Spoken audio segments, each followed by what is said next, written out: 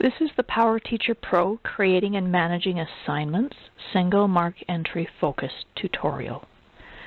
This tutorial covers the second step in the process for entering marks. The first step is to create categories in PowerTeacher Pro, and that was covered in a previous tutorial. The second step is to create assignments and associate those assignments with the categories that we've already created. And then the third step is to set traditional grade calculation settings in PowerTeacher Pro. This tutorial focuses on the second step, the creating assignments step. So when we talk about assignments, assignments are places in PowerTeacher Pro where we can actually record marks for students. Assignments are always placed inside a category. They never stand by themselves. And because we're focusing on single mark entry, I have one assignment for each category that I've created in PowerTeacher Pro. So in a previous step, we created categories. We created the November Progress Report category, the March Progress Report category, the June and our final year mark categories. And so what I need to do next is I need to create an assignment to go inside each category so I can record student marks for those progress reporting periods. So to work with those assignments, I have to go into PowerTeacher Pro. So I'm clicking on the link in the subject I want to work with from PowerTeacher. That subject opens, and I need to make sure I'm on my assignments list. So I'm just going to come over to the A+ grading icon and choose Assignments List. Now that I'm in my assignments list, I need to create a new assignment, and that process is similar to creating categories. I click on that plus sign, and this time I choose Assignment from that drop-down list. The new assignment window opens, and I need to give the assignment a name. So I'm going to call this one Progress Report 1 Mark.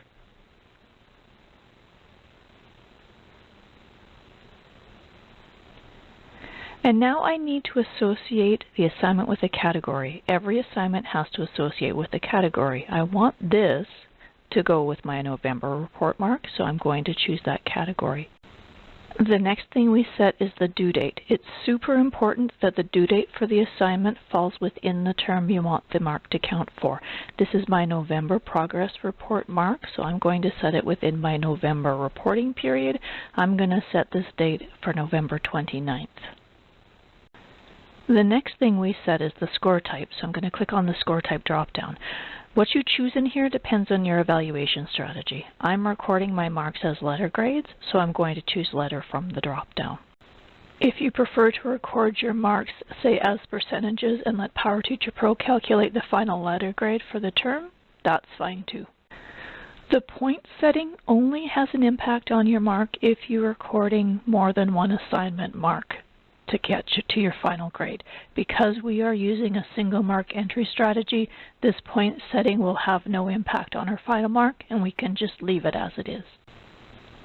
The final thing we set is the Count in Traditional Final Grade checkbox. We want to be sure that's checked off so that the mark that we enter for this assignment counts and shows in our progress report. And then we click on Save and Close. The assignment saves, and we see the assignment in the assignments list. I need to create an assignment for each reporting period, so I'm going to go through those steps again. Click on the plus sign, choose Assignment. I'm going to call this assignment Progress Report 2 Mark, and because it's my Progress 2 mark, I'm going to click on the category and assign it to the March Progress Report category. Then I'd set my due date. It's sitting, I need to make sure it's in that second reporting period. So I'm going to change the date, and I'm going to set it for March the 24th so it shows on my second progress report. I'm staying consistent with my grading, so I'm going to choose letter from that drop-down. And then finally I make sure the Count in Traditional Grade is selected, and I save and close. Now you might be wondering why we don't see that assignment that we just created in the assignments list, and it has to do with our term selector here in the upper right hand corner. It's set to show me my term 1 assignments right now, but if I click on that drop down, I can see my term 2 assignments by clicking on T2. And then if I want to see all of my assignments through the year as I build them, I click on that drop down one more time, and I click on Y1, and I'll see all of the assignments for the year. I have 2 more assignments I need to create. This assignment is going to be my Progress Report 3 mark. This is the mark that is going to be for my third term, which ends in June. So I'm going to set the category for the June Progress Report category, and I'm setting that due date for June, which is when I want that mark to count. So I'm going with the 27th. I'm keeping it with letter grade, making sure it shows in the final grade, and I'm saving and closing it. I need to create one more category so I can enter a final year mark. I'm going to call it Final Year Mark and associate it with the Final Year Mark category. I'm going to give it a due date to be entered in June and make sure everything is set up properly and save and close. Now that we have our assignments created, let's enter some marks. I click on the assignment I want to enter marks for, and then I click beside the student and I start entering marks. I can enter the mark and press my Enter key to move down to the next student, or I can use my down arrow. I can also enter marks by going over to the score inspector on the right-hand side. I can move over here to the right, click on the mark, and then click on the Enter key there in the pad to enter that. If I'm looking for marks like insufficient evidence available, I click on this code button and I can choose that code from the drop-down list.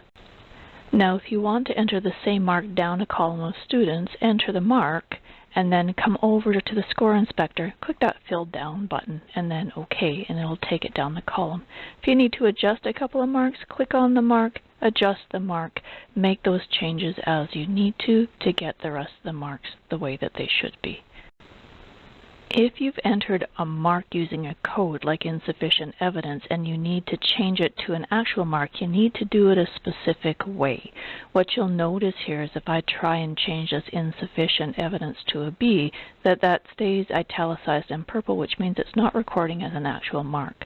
I need to come over to the score inspector and I need to click on this exempt button to turn that exempt status off of that cell, and then I can enter the mark and it records as an actual mark.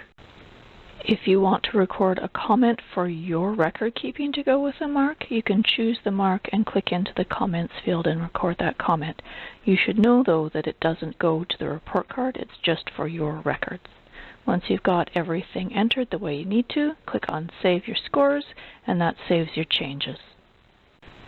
So to wrap this topic up, creating and managing assignments is the second step in a 3-step process.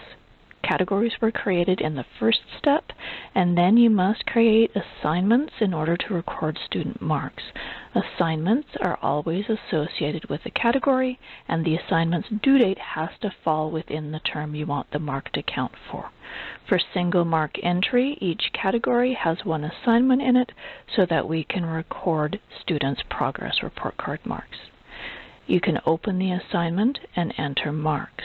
Once the marks are entered, we click on Save Scores to save those changes. The third step of the process is to set the category weightings.